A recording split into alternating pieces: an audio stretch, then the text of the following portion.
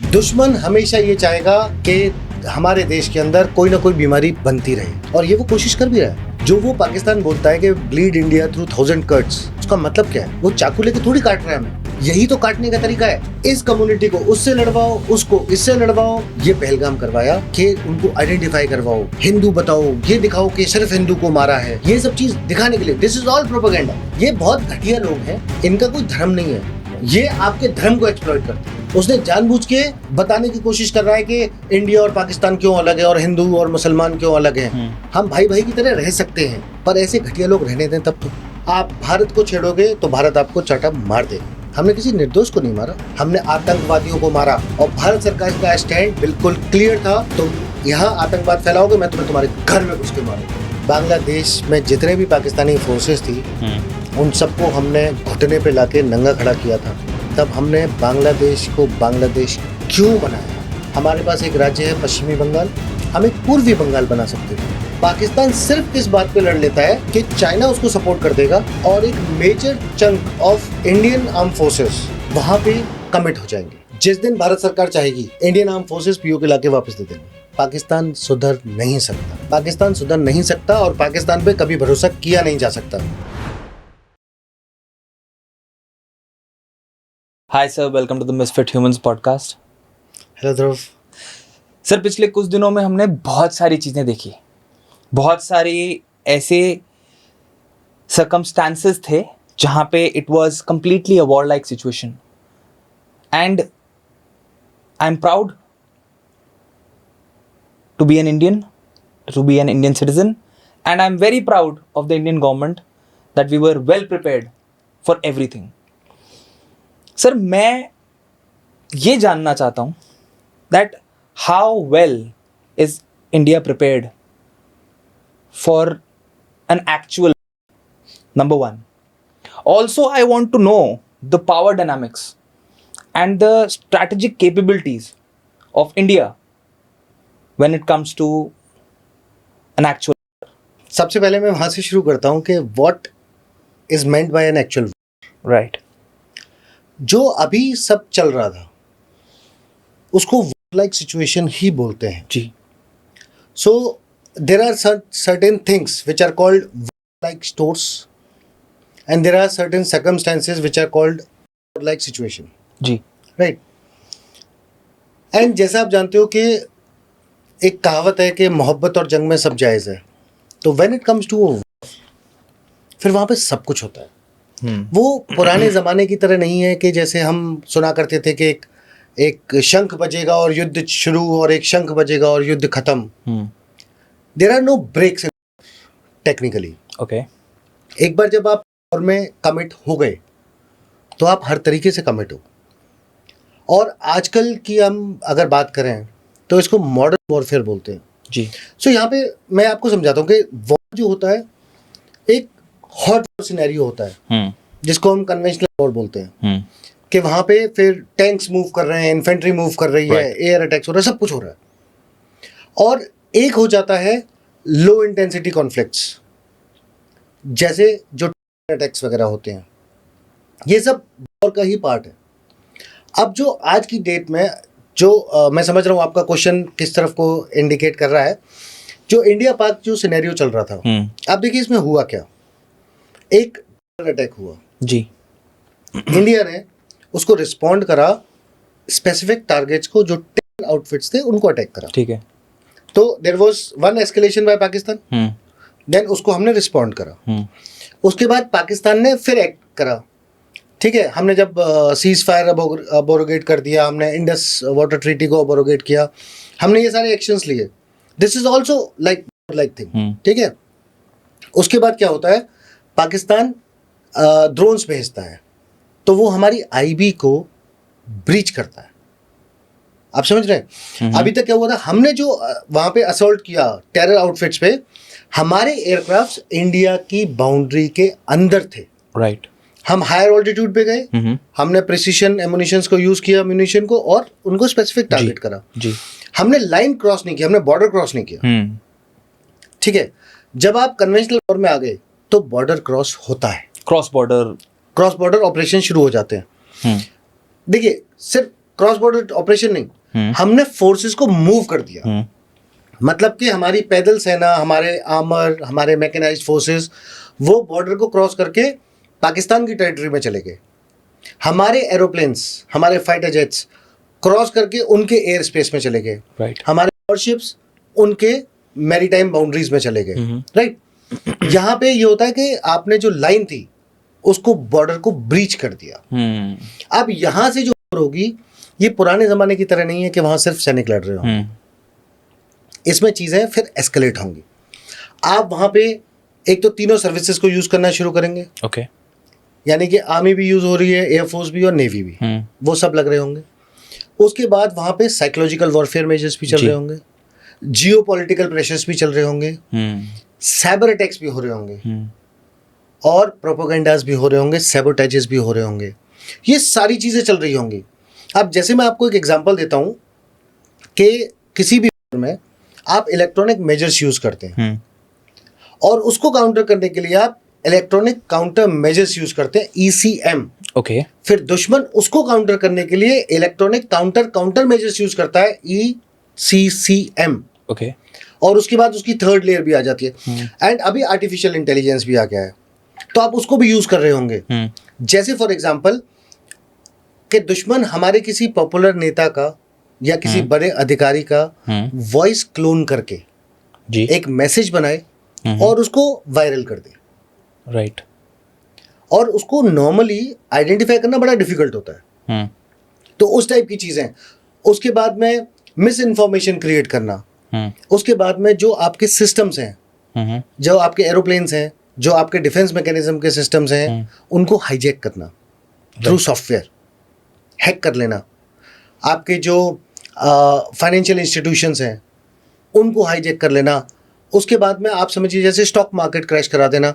इस टाइप की सब चीजें ये सब आएगी। तो बेसिकली जब वो होती है तो वहां पे एक फॉग ऑफ वॉर होता है, यानी कि एक स्टेट ऑफ कंफ्यूजन, क्लैरिटी नहीं होती, और वहां पे दुश्मन ये डिसइंफॉर्मेशन टाइप की चीजें करता है।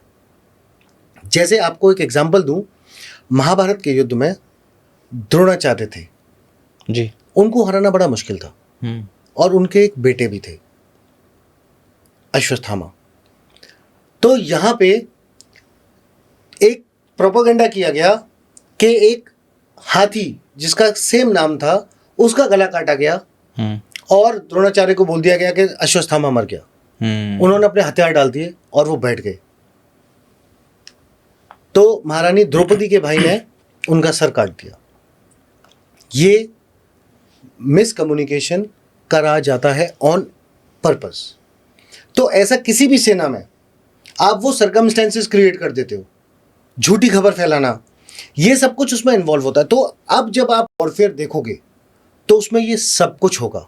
सो what you trying to say is, जो आज ये सिचुएशन चल रही है, riots, online outage and all those things, it is somewhere similar to what used to happen in the past, right? It is similar to the same situation what happened in Mahabharata. देखिए warfare तो वही है। पहले कोई घोड़े पे चलता था उसको कैवेलरी बोलते थे। आज जो कैवेलरी है वो टैंक्स में चलती है, वो भीष्म में चलती है, T-90 में चलती है। वो चीजें चेंज हुई। सो बेसिकली वॉरफेयर इवॉल्व हुआ है। पहले सोशल मीडिया नहीं था, तो मिस इन्फॉर्मेशन के लिए जैसे कुछ के दौरान World War II वगैरह में एरोप्लेन से पर्चियां गिराई गई। आज की डेट में आपको एरोप्लेन से पर्ची गिराने की जरूरत नहीं है, Right. आपके पास सोशल मीडिया के टूल्स है। सही बात है। और अब आपको मैनुअली कुछ करने की जरूरत नहीं है, आपके पास AI है। राइट। आप ऑटोमेशन कर सकते हैं। आप इंफॉर्मेशन बनाइए, क्रिएट कीजिए एक फेक इंफॉर्मेशन, फ्लोट कर दीजिए। हाँ, AI driven misinformation is actually creating a lot of problem, a lot of panic. Even communal disturbance or distress भी create हो रहा है because of all the AI driven in misinformation that is available on the internet. देखिए सब कुछ repeat हो रहा है।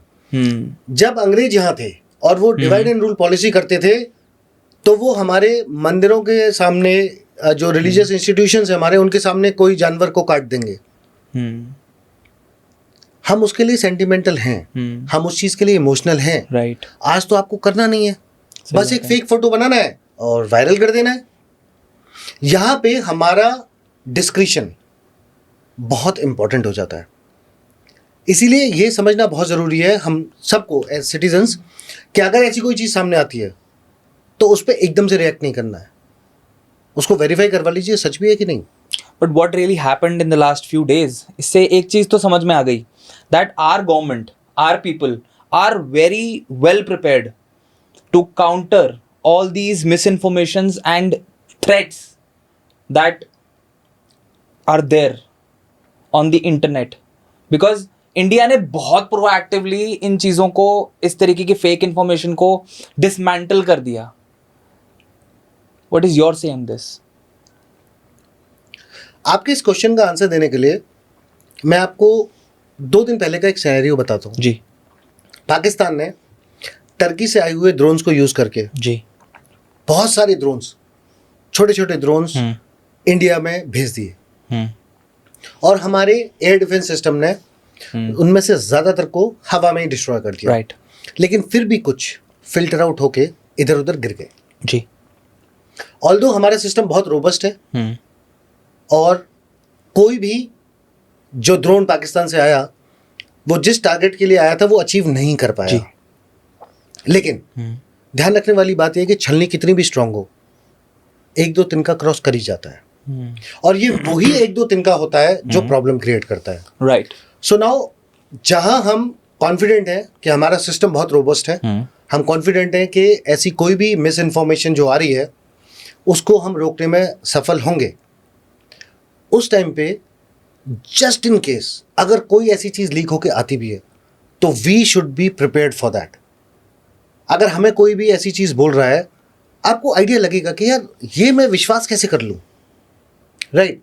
तो ऐसी कोई चीज आती है तो वहां पे उस चीज के लिए आपको तैयार रहना है कि आ रही है तो रिएक्ट नहीं करना है.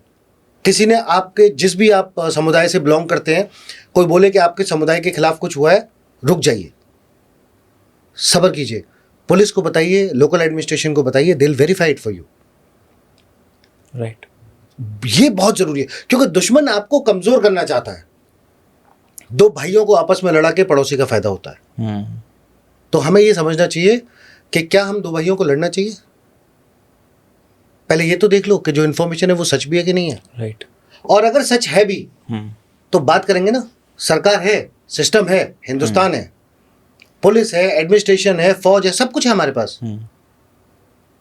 राइट. तो सिस्टम को करने दें. दुश्मन हमेशा ये चाहेगा कि हमारे देश के अंदर कोई ना कोई बीमारी बनती रहे. बिल्कुल. और ये वो कोशिश कर भी रहा है. जो वो पाकिस्तान बोलता है कि ब्लीड इंडिया थ्रू 1000 कट्स, उसका मतलब क्या है? वो चाकू लेके थोड़ी काट रहा है हमें. यही तो काटने का तरीका है. सही बात है. इस कम्युनिटी को उससे लड़वाओ, उसको इससे लड़वाओ, आदमी को औरत से लड़वाओ, फालतू के न्यूएंसेस क्रिएट करो, है ना, मीडिया में, कि देश प्रोग्रेस की तरफ नहीं जाए और इन्हीं सब चीज़ों में फंस के रह जाए. और एज अ रिस्पॉन्सिबल सिटीजन हमें इस चीज़ के खिलाफ गार्ड करना है. Every citizen is a soldier when it's time for that. और उसका टाइम है. सर अभी तो सीज फायर हो गई. Right. Things have taken a different turn.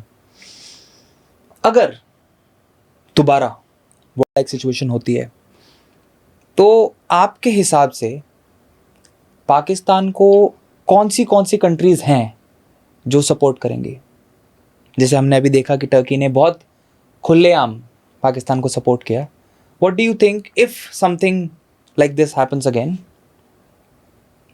कौन सी कंट्रीज पाकिस्तान को सपोर्ट करेंगी and which all countries will support India? ये आपका क्वेश्चन बहुत अच्छा है लेकिन इसका आंसर बहुत सिंपल नहीं है. ओके. देखिए, जब कुछ साल पहले तक जब भी पाकिस्तान और इंडिया के बीच में कोई रिफ्ट होती थी, अमेरिका सीधा पाकिस्तान के साथ खड़ा होता था. ओके. अगर आपको याद हो, हिलरी क्लिंटन जी, जब वो राष्ट्रपति का चुनाव लड़ने वाली थी, उससे पहले वो पाकिस्तान आई और बिलावल भुट्टो को अपनी गोद में बिठा के बोला कि तू तो मेरे बेटे जैसा है. आप पढ़िए, उसमें डिटेल में मिलेगा आपको. जी. ये वही बिलावल भुट्टो है जिसने अभी 3-4 दिन पहले उसने ये कहा कि ये सिंध है, इसमें या तो पानी बहेगा या हिंदुस्तानियों का खून बहेगा। अमेरिका उनके साथ खड़ा था। आज क्योंकि अफगानिस्तान से अमेरिकी फोर्सेस पुल आउट हो गए हैं और आज उनके प्रधानमंत्री जो हैं, करेक्शन, राष्ट्रपति जो हैं, वो भारत को ज्यादा अपना दोस्त समझते हैं, इसलिए उन्होंने ही ये ब्रोकरेज करा सीज फायर, और पाकिस्तान ने उनकी बात मानी मजबूरी में, और शायद हमने बात मानी उनकी मित्रता में। तो ये बड़ी इवॉल्विंग सिचुएशंस होती हैं। तो उस टाइम पे जियोपॉलिटिकल सिचुएशन क्या चल रही है, राइट, ये समझना जरूरी है। एक समय था जब बाइपोलर वर्ल्ड हो रखा था कि या तो आप सोवियत संघ के साथ हो या फिर आप अमेरिका के साथ हो जी। तो ये समझना बड़ा जरूरी था। अब उस समय भारत के सोवियत रूस के साथ ज्यादा बेहतर संबंध थे, राइट। तो यूएसएसआर हमारे साथ होते थे और तुरंत अमेरिका पाकिस्तान की तरफ चले जाते थे, जो हमने 1971 के वॉर में क्लियर देखा कि कौन किसके साथ आया जी। अभी जब भी हमने किसी भी आउटफिट के लिए यूनाइटेड नेशंस में और सिक्योरिटी काउंसिल में आवाज उठाई कि ये पाकिस्तान इनको शरण दे के रखता है, इनको वहां से पैदा करके भेजता है, एक देश ने हमेशा वीटो पावर यूज करी, चाइना ने। इस बार चाइना ने क्यों नहीं कहा? इस बार चाइना ने क्यों बोला कि टैरिफ के खिलाफ अगर लड़ाई है तो हमें इंडिया से कोई ऑब्जेक्शन नहीं है? इस बार उसने वीटो पावर यूज नहीं करी। सो ये हमेशा चेंजिंग डायनामिक्स होती है। तुर्की आज आया, शुरू में हमने सुना था ईरान भी आ रहा है, फिर ईरान की आवाज नहीं आई।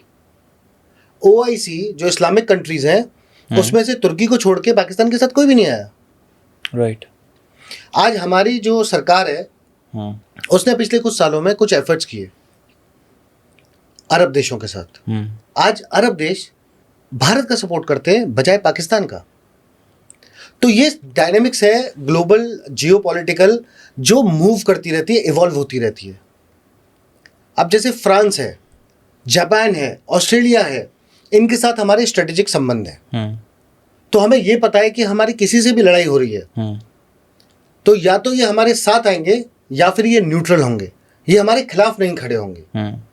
जैसे पहले अमेरिका हमारे खिलाफ खड़ा हो जाता था जी, पर आज की डेट में जो सिचुएशन है तो अमेरिका हमारे खिलाफ नहीं खड़ा होगा आसानी से। लेकिन कल क्या सिचुएशन रहेगी ये अभी से प्रेडिक्ट करना बड़ा मुश्किल होता है, क्योंकि जिस तरीके से लोगों को अफगानिस्तान और उसके आसपास के एरिया में, जिसको सेंट्रल एशिया बोलते हैं जी, सेंट्रल एशिया के एरिया में लोगों को बड़े मिनरल्स और रिसोर्सेज दिख रहे थे और सब लड़ रहे थे। ब्रिटेन ने कितने दशकों तक वहाँ पे अफगानिस्तान में लड़ाई लड़ी, रशिया ने लड़ी, अमेरिका ने लड़ी, और आज जब वहाँ से इंटरेस्ट खत्म हो गया तो अब किसी को ना पाकिस्तान चाहिए ना अफगानिस्तान चाहिए। राइट। तो ये बहुत इवॉल्विंग है। जितना मजबूत भारत होगा उतने ज़्यादा लोग हमारे सपोर्ट में खड़े होंगे। कमज़ोर को कोई सपोर्ट नहीं करता, गलत को कोई सपोर्ट नहीं करता। I think here our government has also proven that हमारे जितने भी टाइज हैं फॉरेन ऑर्गेनाइजेशंस के साथ, कंट्रीज़ के साथ, वो पहले से बहुत ज़्यादा स्ट्रॉन्ग हैं। And all the countries in this situation they stood by us. जहाँ तक चाइना की बात थी, even China stood by us because we are not fighting against a country, we are fighting against terror. दो चीज़ें जी। पहली चीज़ जैसे आपने बोला we are fighting against, yes, तो पहला पॉइंट कि हम सही हैं। दूसरी बात, हम सशक्त भी हैं। तो हमने कहा विद यू और विदाउट यू। अगर हमारे देश में टेरर ने आके कुछ एक्शन करा, भारत सरकार का स्टैंड फर्म था। बिल्कुल। भारत सरकार ने ये नहीं बोला मुझे किसी से पैसा चाहिए, भारत सरकार ने ये नहीं बोला मुझे किसी का साथ चाहिए। भारत सरकार ने कहा मैंने ये कर दिया।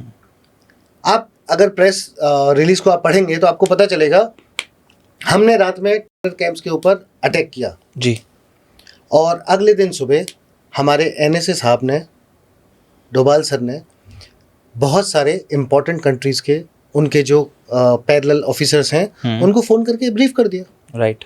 उन्होंने बोला हमने ये कर दिया। आप भारत को छेड़ोगे तो भारत आपको चाटा मार देगा, और फिर हम बता देंगे हमने सही काम किया। सही कर रहे हो। हम अपने मन के अंदर, हम दिल के अंदर जानते हैं कि हमने सही चीज करी है। हमने किसी निर्दोष को नहीं मारा, हमने आतंकवादियों को मारा, और भारत सरकार का स्टैंड बिल्कुल क्लियर था, तुम यहां आतंकवाद फैलाओगे, मैं तुम्हें तुम्हारे घर में घुस के मारूंगा। और भारत ये कर सकता है, और भारत ने करके दिखा दिया, तो ऑब्वियसली सर कुछ दिनों में, बिल्कुल सही कह रहे हो आप, I agree with you. And पिछले कुछ दिनों में हमने ना ये चीज देख भी ली है, but I want this coming out from your and, and मैं और अच्छे से जानना चाहता हूं, और लोगों तक ये बात और अच्छे से पहुंचनी भी चाहिए। इंडिया कहाँ स्टैंड करता है when it comes to Pakistan? And देखिए, पहले अगर मिलिट्रीली बात करें, इंडिया में जो स्ट्रेटेजिक टॉक्स चलते हैं, हमारी और प्रिपेयर्डनेस की बात चलती है, सो इंडिया इज प्रिपेयर्ड और is preparing for 2.5 to 3 front. हमारा विजन जो मिलिट्रीली है कि पाकिस्तान पूरा आ जाए, चाइना आ जाए, बांग्लादेश तू भी आ जा।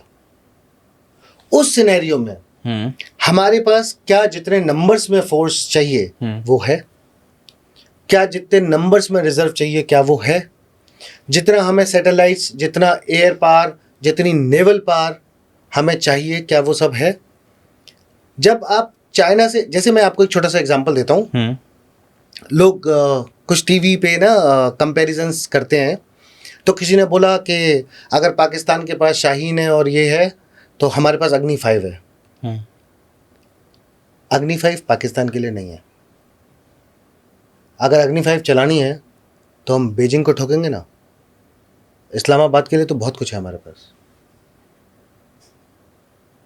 तो जब हमने अग्नि 5 की टेस्टिंग करी थी, उस टाइम पेपर में एक न्यूज आई, चाइना के पेपर में, कि इंडिया 5000 किलोमीटर मार वाले अग्नि 5 से खुश हो रहा है, हमारे पास तो 14,000 किलोमीटर है। ओके तो हमने कहा तुम्हें 14,000 की जरूरत होगी, हम दिल्ली से बीजिंग ठोक देंगे ना, हमारे लिए काफी है। तो हम उस चीज के लिए प्रिपेयर कर रहे हैं। अग्नि 5 हमने पाकिस्तान के लिए थोड़ी बनाई है, पाकिस्तान तो बच्चा है, उसको वैसे खा जाएंगे हम। उसके बाद बात आती है बांग्लादेश की, और तो जब बांग्लादेश की बात आती है तो पता नहीं क्यों जब 1971 में हमने 13 दिन के अंदर बांग्लादेश में जितने भी पाकिस्तानी फोर्सेस थी उन सबको हमने घुटने पे लाके नंगा खड़ा किया था। तब हमने बांग्लादेश को बांग्लादेश क्यों बनाया? हमारे पास एक राज्य है पश्चिमी बंगाल, हम एक पूर्वी बंगाल बना सकते थे।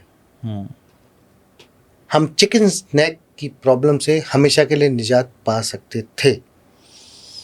पर उस समय जो लोग रहे होंगे, हम तो पैदा नहीं हुए थे तो हमें पता नहीं, पर जो लोग रहे होंगे उन्होंने अपनी समझदारी से काम लिया होगा। पर इस टाइप की सिचुएशन तो, और मैं आपको ये बता देता हूँ कि सबसे ज़्यादा बॉर्डर हम पाकिस्तान या चाइना के साथ नहीं, बांग्लादेश के साथ शेयर करते हैं। अगर बांग्लादेश को आपको लड़ना पड़े तो आपको 1971 वाली पूरी लड़ाई फिर से लड़नी पड़ेगी। आपको 3 तरफ से ग्राउंड फोर्सेस लगानी पड़ेंगी और चौथी तरफ से आपको नेवल फ्लीट भी बिठानी पड़ेगी। आपको इस तरह के ऑपरेशंस करने पड़ेंगे।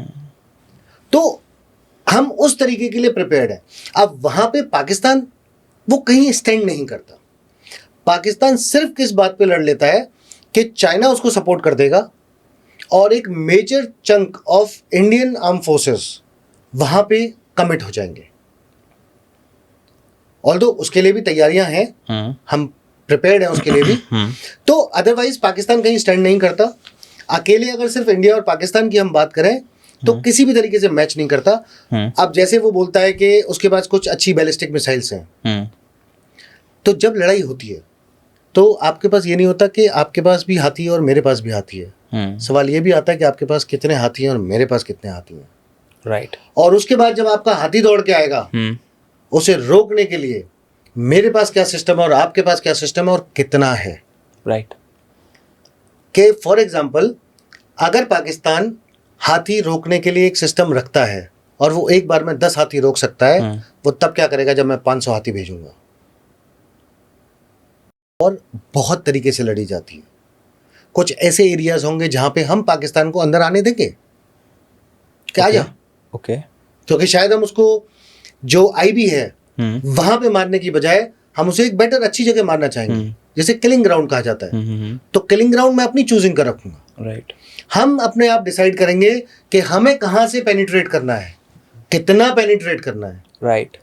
1965 में 3rd battalion of the Jat regiment under leadership of then lieutenant colonel Desmond E Hitch ji, Lahore में जाके चाय हुक्का पी के आए थे। अकेली एक बटालियन घुस गई थी अंदर तक। पाकिस्तान की एक बटालियन को तो गाड़ियों से उतरने नहीं दिया था, उनको डिस्ट्रॉय कर दिया था total. That's the power of Indian army.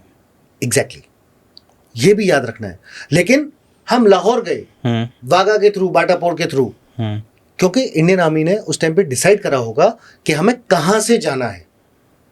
तो ऐसा नहीं है कि हम जैसलमेर से नहीं जा सकते, पर वो हमारी स्ट्रेटेजी होगी। उस टाइप जो हमारी आर्म फोर्सेस की लीडरशिप है वो डिसाइड करेंगे कि कहाँ कितना पेनिट्रेट करना है, कितना नहीं करना है, कितना हमें पिवट करना है। ये सारी चीज़ें आती हैं। राइट। तो जैसे वो पिक्चर में डायलॉग है ना एक के हार के जीतने वाले को बाजीगर कहते हैं, तो कहीं कहीं आप छोटी बैटल्स हारते हो बड़ी वॉर जीतने के लिए, आप वो भी कैलकुलेटेड होता है। तो अगर अभी के सिनेरियो में अगर हम उनके ड्रोन्स को मार रहे थे और एयरफोर्स का अटैक लॉन्च नहीं कर रहे थे, तो वो भी एक स्ट्रेटेजी रही होगी। राइट। एक थ्रेशोल्ड गवर्नमेंट ने सोचा होगा कि कहां तक हम बर्दाश्त करेंगे और कब उठ के चांटा मारेंगे। राइट। और देखिए कल रात को हमारी एयरफोर्स ने टेक ऑफ किया है जी, आज अमेरिका बीच में आ गया। तो इससे आपको आइडिया लग जाएगा कि पाकिस्तान हमसे कितना लड़ सकता है। वो बहुत फेमस डायलॉग है ना, तुम दूध मांगोगे हम खीर देंगे, कश्मीर मांगोगे तो जवाब पूरा है, जवाब दिया तो घुटने टेकने पड़े। हाँ, बस मेरे को ये लग रहा है कि पता नहीं पीओके वापस कब आएगा। सर ये ना बड़ा सवाल है मेरे दिमाग में। अभी आप जब बांग्लादेश की बात कर रहे थे, 71 की बात कर रहे थे, 65 की बात कर रहे थे, कभी कभी इन बातों में मेरे को 99 भी याद आ जाता है। और दिमाग में एक बहुत बड़ा सवाल आता है, इवन रशिया और यूक्रेन के बीच में भी एक सिचुएशन है जो अभी चल रही है। आज के समय में क्या आपको लगता है कि एक कंट्री और में दूसरी कंट्री को टेक ओवर कर सकती है और अपना हिस्सा बना सकती है? Is it possible? Short answer, absolutely. Okay. जिस दिन भारत सरकार चाहेगी इंडियन आर्म फोर्सेस पीओके लाके वापस दे देंगे, ये शॉर्ट आंसर है। लेकिन छोटा काम नहीं है, काम बहुत बड़ा है। मैंने बहुत इजीली बोला, ये बोलना बहुत इजी है। हो सकता है इस पे जो लोग ये सुने वो मुझे बहुत सारे प्रवचन भी दें, पर जो मैंने बोला वो फैक्ट है। ओके। हम कैपेबल हैं।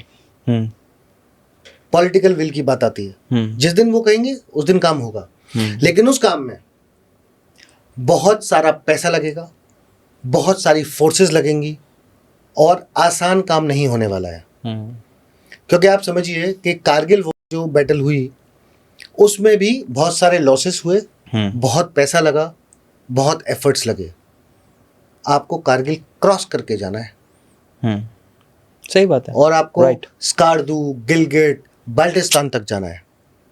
काम छोटा नहीं, काम बहुत बड़ा है, बहुत बड़ा है। और इसमें बहुत सारी और चीजें आ जाती हैं। जैसे मैं आपको बात बताऊं, आपने रशिया और यूक्रेन का नाम लिया। जब ये युद्ध शुरू हुआ लोगों ने क्या बोला, रशिया तो 2 दिन में मसल देगा। राइट। लोगों ने कहा हमें 13 दिन लगे थे बांग्लादेश बनाने में, उसको तो 2 हफ्ते से ज्यादा लगेगा ही नहीं, 2-4 दिन में ही यूक्रेन को मार डालेगा। राइट। आज 3 साल पार हो चुका है, सालों से लड़ाई चल रही है। लेकिन क्या रशिया ने यूक्रेन को कैप्चर करा? नहीं करा। क्यों नहीं करा? स्ट्रेटेजी है, काबिलियत की प्रॉब्लम नहीं है। रशिया कर सकता है पर रशिया नहीं कर रहा है। और अगर आप इस बात पे ध्यान दें तो अभी यूक्रेन के प्रधानमंत्री अमेरिका गए हुए थे, अमेरिका के राष्ट्रपति से बात करने।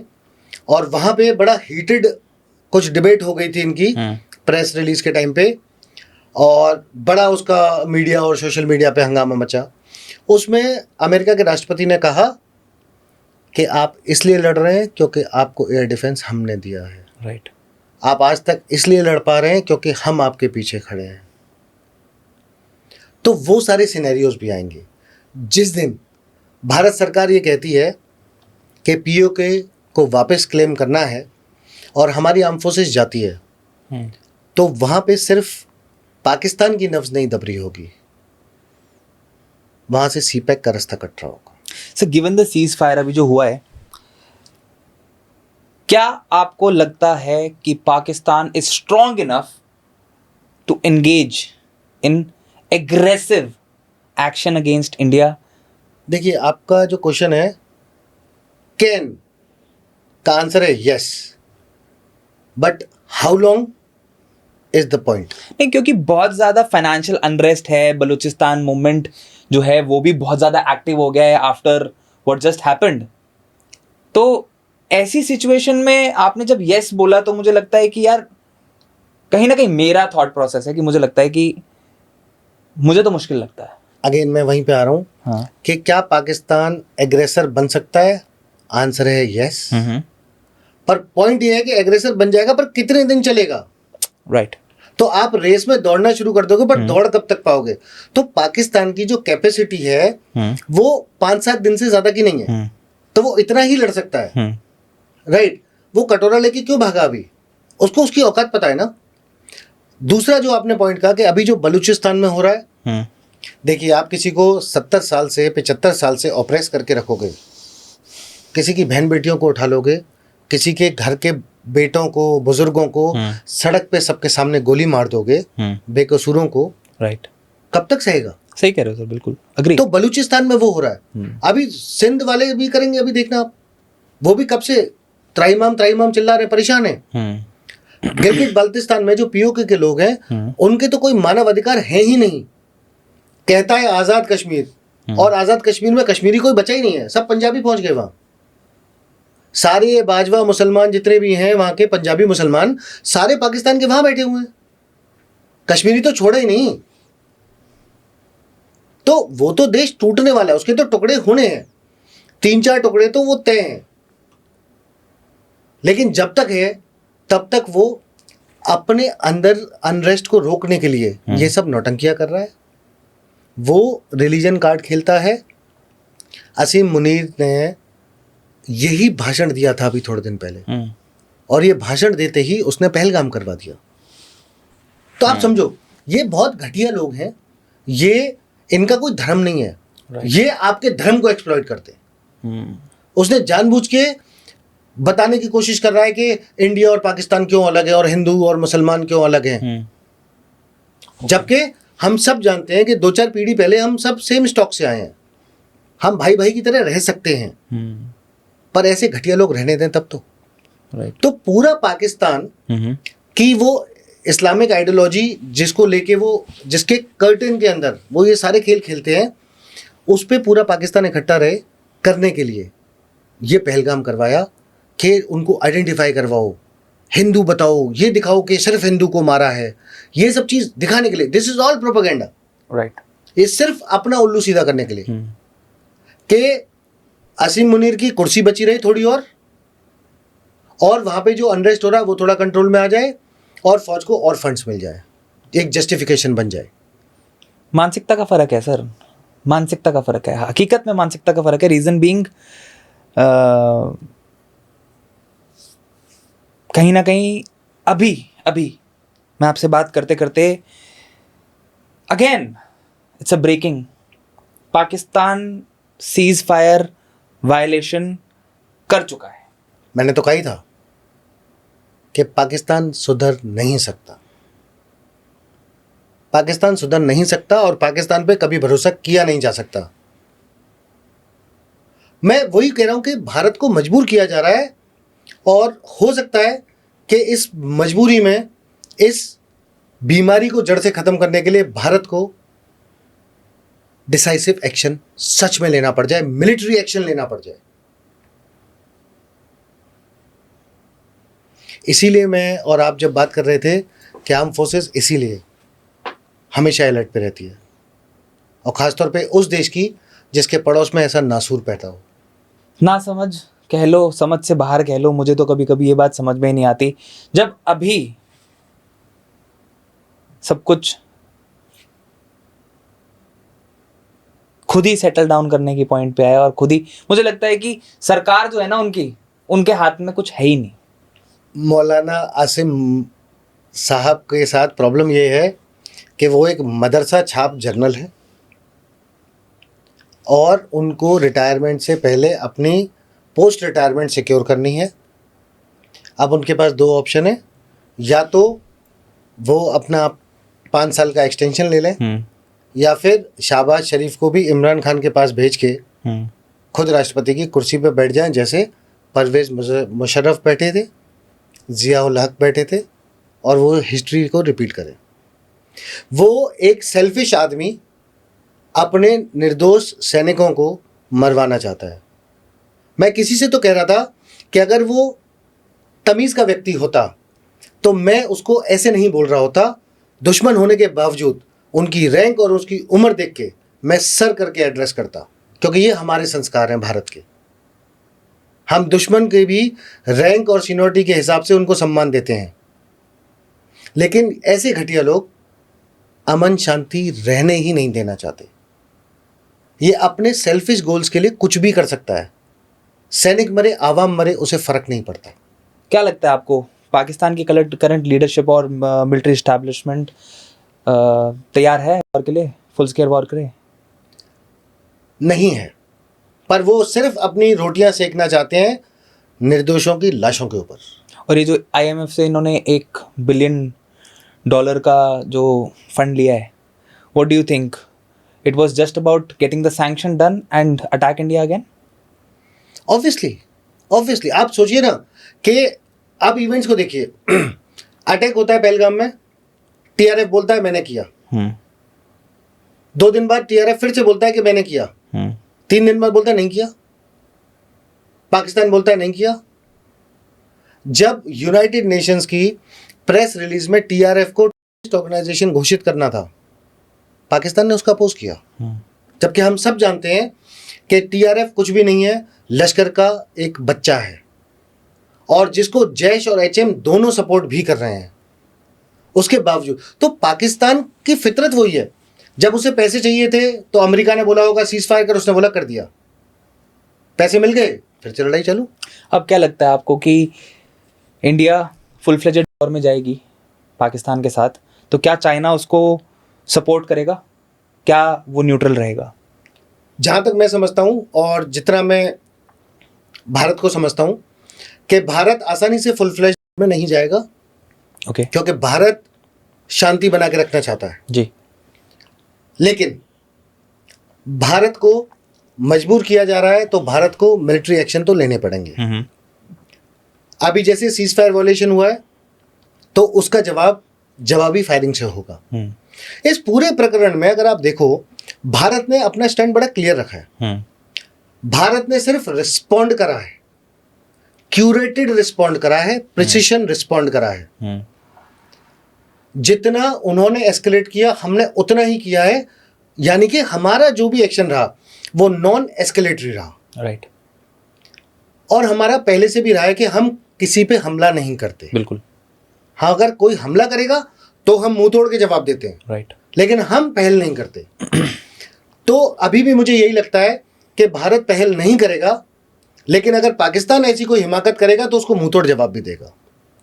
अब आपके नेक्स्ट पॉइंट पे आता हूं कि पाकिस्तान किस तरह का एग्रेशन करता है और फिर भारत किस तरह का रिस्पॉन्ड करता है, उसके ऊपर डिपेंड करेगा।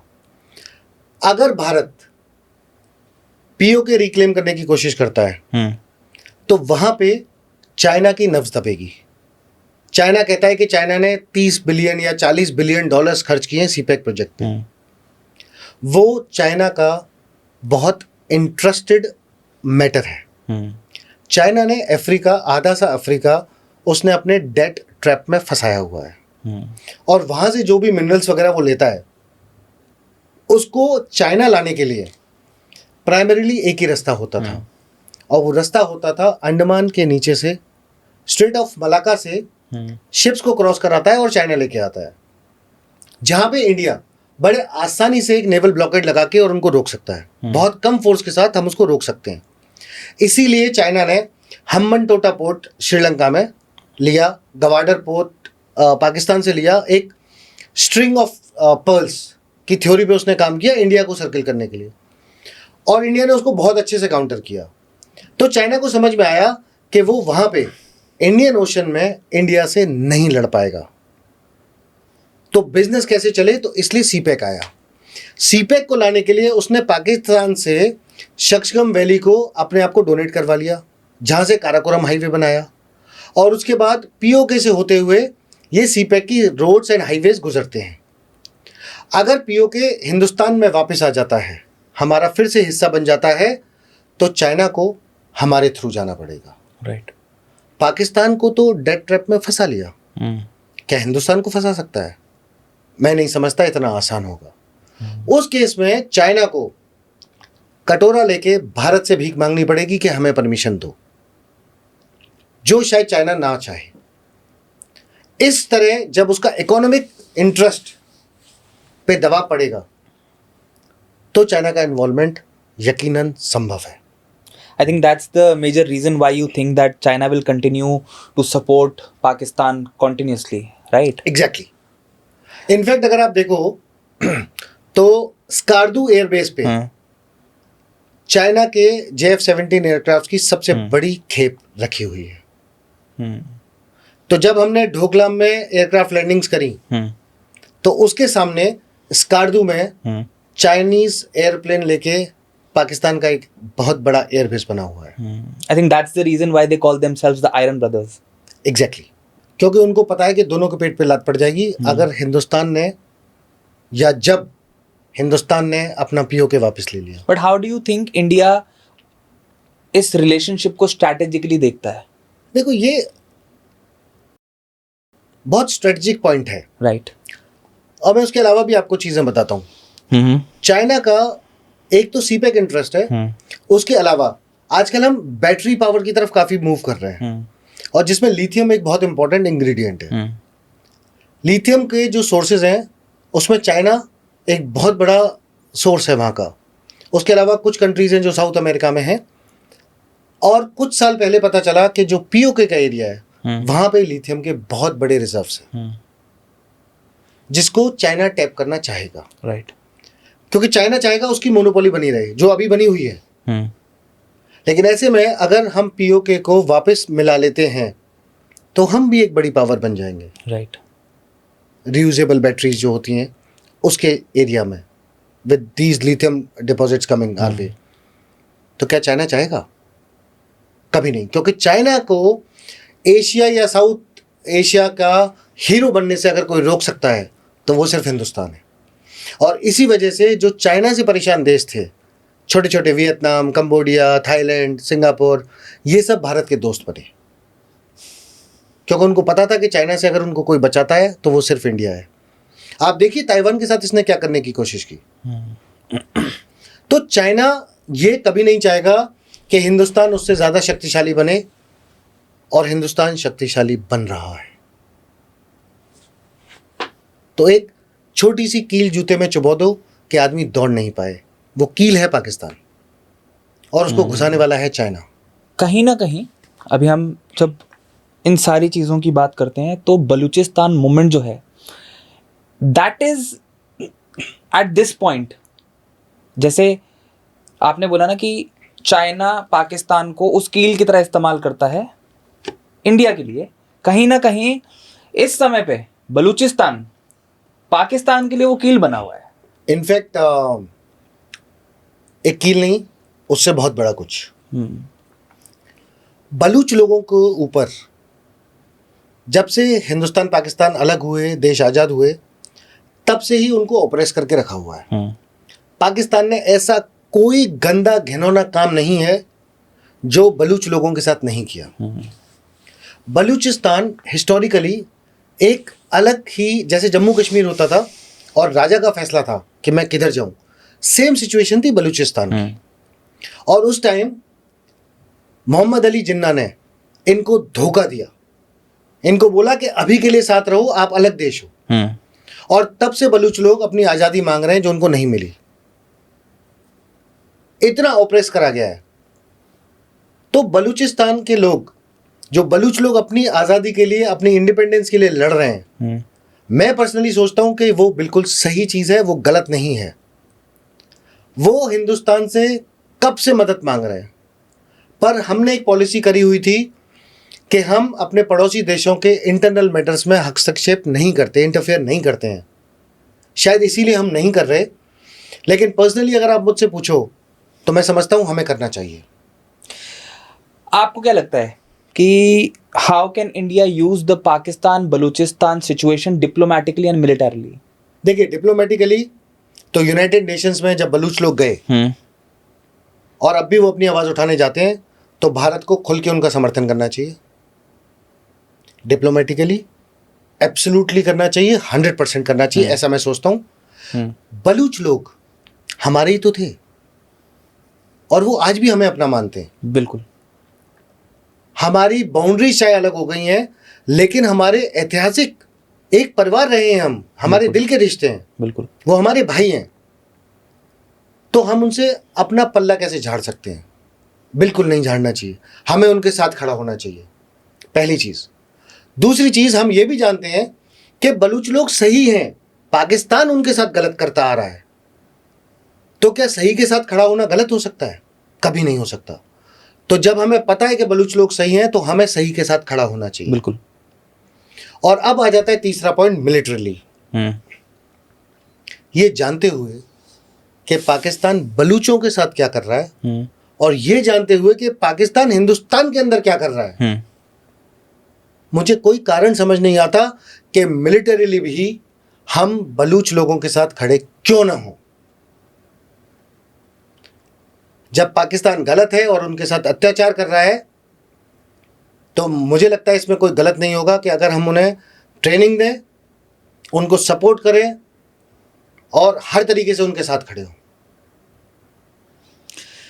Sir, there is one more factor that comes in when we talk about geopolitics. Geopolitical strategical point of view से हर चीज़ को जब हम देखते हैं ना, पंजाब जो है उसको एक बहुत ही important और crucial part माना जाता है when it comes to war, especially in India. पिछले 25 सालों में ये चीज़ देखी गई है that गोल्डन टेम्पल को हमेशा ही बहुत ही केयरफुली रखा जाता है एक स्ट्रैटेजिकल पॉइंट ऑफ व्यू से when it comes to India and Pakistan. But इस बार कुछ अलग देखा गया। It was different that the Pakistani army tried to attack on the Golden Temple. Why? इसकी मैं थोड़ा सा चीज़ बताता हूँ। देखिए, गोल्डन टेम्पल हमारे सबके लिए हिंदुस्तान में एक बहुत ही पवित्र जगह बिल्कुल है। हमने देखा कि एक बार कुछ वहां पे एक्शन हुए जिससे लोगों के सेंटिमेंट हम सबको बिल्कुल आज तक याद है। आज तक हमारे दिल में दर्द होता है कि हमारी इतनी पवित्र जगह पे किसी ने भी कुछ भी गलत क्यों किया। मैं किसी एक को गलत नहीं बोल रहा, जिसने भी किया वो हमारे लिए पवित्र एक पूजनीय जगह है। राइट। एक फ्रैक्शन है जो पाकिस्तान की मांग करता है और उनको लगता है कि पाकिस्तान तो उनका दोस्त है। वो पाकिस्तान जो आज गोल्डन टेम्पल के ऊपर अटैक करने की सोच रहा है, वो किसी भी सिख का, किसी भी पंजाबी का, किसी भी भारतवासी का सपोर्टर कैसे हो सकता है? आप समझिए हमारे लिए कितनी पवित्र जगह है। राइट।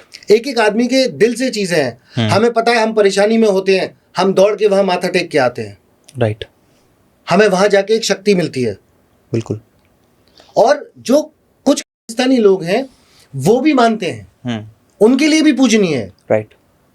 तो मैं उनके लिए ये मैसेज देता हूं कि आप सोचिए कि पाकिस्तान आपको कैसे सपोर्ट करता होगा। But do you think that there is a role of all these Khalistani terrorists जो कि बाहर बैठ के कुछ ऐसी चालें चल रहे हैं जिसकी वजह से ये सारी सिचुएशंस हो रही हैं? मैं आपको बताना चाहता हूं, ये जो पाकिस्तानी अपने आप को समझते हैं ना, ये सबसे बड़े बेवकूफ़ हैं। ये सबसे बड़े गधे हैं। ये अपनी ही घर में आग लगा रहे हैं दुश्मन के कहने पे। आप सोचिए कि आप बात करते हो कि आपको अलग देश बनाना है, तो उसका राजधानी लाहौर होनी चाहिए। लाहौर तो पंजाब का हिस्सा था ना, राइट। पूरा पंजाब क्लेम करते हैं। है दम तो बोलो। तुम अपने घर में अपने भाइयों को मार रहे हो और तुम सोचते हो तुम कुछ अच्छा काम कर रहे हो। कहां लिखा है ये? तुम खालसा हो ही नहीं। तुम जब अपने भाई को मारने की कोशिश कर रहे हो, कैसे? मैं तो खालसा उसको मानता हूं जो पवित्र होता है, जो गुरु की बात मानता है। राइट। जो निर्दोष को मार रहा है, जो बॉम्बिंग्स करने की कोशिश कर रहा है, जो देश को तोड़ने की कोशिश कर रहा है, वो कैसे हुआ? सही बात है सर। तो या तो वो बिल्कुल बेवकूफ है या वो हम सबको बेवकूफ समझते हैं। हमने तो हमेशा देश के लिए, देश की तरक्की में काम किया है। इंडियन आर्मी में सिख रेजिमेंट, सिखलाई, पंजाब रेजिमेंट, एक से एक बहादुर, एक से एक दमदार, अपनी सेफ्टी को छोड़कर देश की सुरक्षा के लिए उन्होंने जान दी, जान ली दुश्मनों की। उस पाकिस्तान ने पीठ में छुरा घोंपा, पर हमारे ये जवान ऑफिसर्स हर रैंक पे हैं, सीना ठोक के, सीना तान के खड़े रहे दुश्मन के सामने। राइट। और वहां पे कोई आके अपने आप को बोलता है मैं खालिस्तानी हूं। तुम थर्ड क्लास हो। अगर तुम सच में खालसा होते तो आज उनकी तरह होते जो देश में जाके लड़ रहे हैं, जिन्होंने देश के लिए अपनी जान दे दी। मैं पंजाब के ऐसे परिवारों को जानता हूं जिनके पास किसी चीज की कमी नहीं है, पर वो बोलते हैं कि साहब फौज में तो नौकरी करनी पड़ेगी, हम तो सदियों से करते आ रहे हैं। वो उन परिवारों के लोग हैं, वो हैं खालसा, जिन्होंने वर्ल्ड वॉर 1 से लेके और आज तक हिंदुस्तान का नाम रोशन किया। वो हैं जिनके नाम से अफगान डर के भागा करते थे। वो हैं जिनके डर से पठानों ने नाड़े का सलवार पहनना शुरू किया था। वो हैं सिख, वो हैं खालसा। उन पे हमें फक्र है, हमारे भाई हैं वो हमारे से कंधा मिला के चले। उन्होंने सिख धर्म को मान दिया, सम्मान दिया। ऐसे लोगों ने थोड़ी।